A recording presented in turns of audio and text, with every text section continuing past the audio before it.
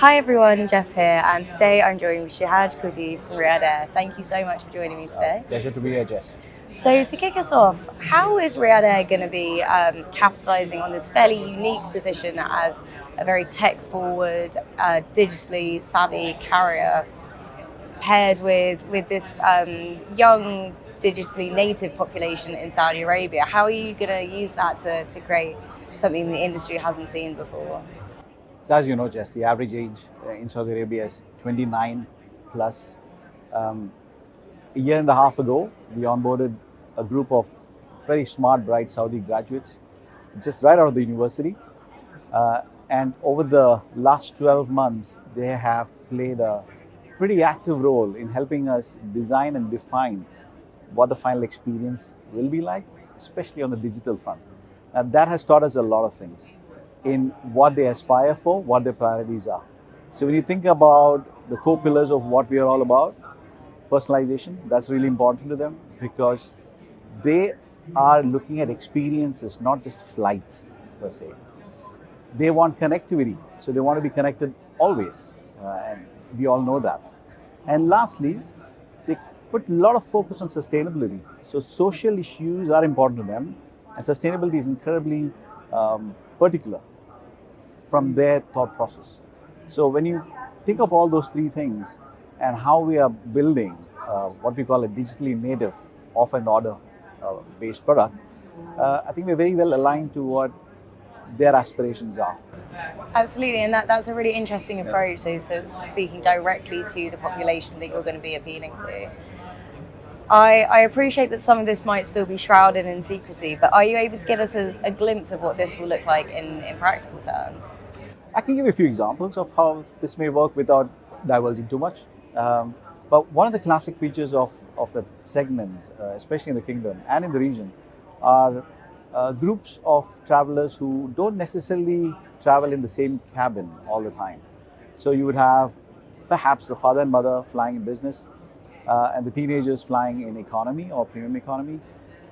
Today, with the legacy stack that is out there, it's quite difficult to build such a travel proposition.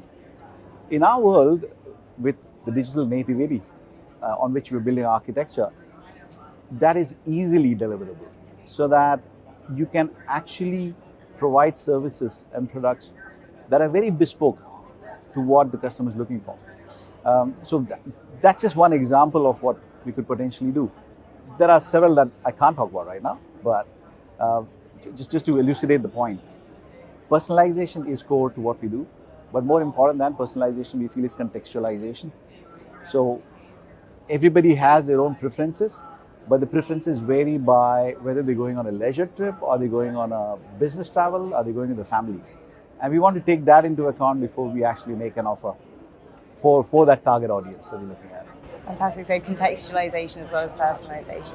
So I appreciate you sharing these insights, and I look forward to seeing like a little bit more about the airline when it rolls out.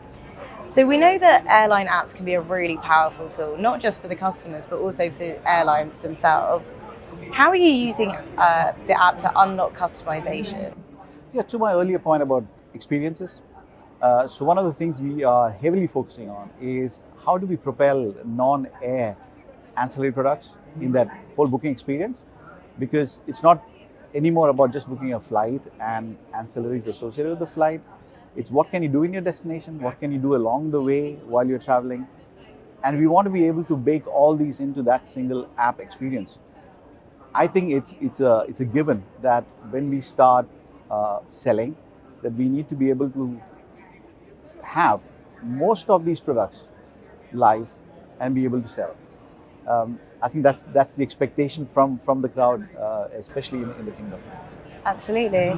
And of course, 2025 marks the launch of Riyadh Air, which is hugely exciting and long anticipated. What can we expect in terms of network, strategic partnerships, and any new destinations?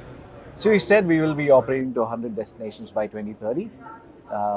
That's what I can say at this stage. We are working through the plan till 2030.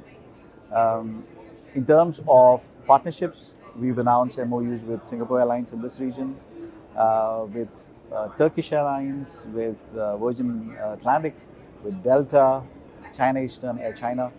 To my point earlier, what we're trying to drive towards is relationship with other airline partners that make bilateral sense to both of us, and airlines that share in our vision to be customer centric, offering personalized products and services, etc.